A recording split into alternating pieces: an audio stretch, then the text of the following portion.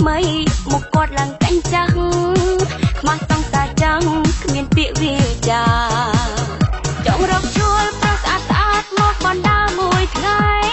ខ្លាចសង្សារគេវាយណាស់ណាគេវាយខ្ញុំមកស្រីស្អាតគេឌឺដងអង្ចាខ្ញុំខឹងចិត្តខ្លាំងណាស់ណាមិនចង់ចាញ់ដេកមិនលក់ឈរមិនសក់ក៏តែសង្កត់ហើយមិនឆ្ងាញ់ព្រោះតែមិនធ្លាប់ចាញ់ទៅណោណាគេស្ងដេកមិនលក់នៅក្នុងខ្លួនកំពុងតែរត់តែរត់សងគួរចាញ់ទៅចាញ់ចិត្តសងសាចា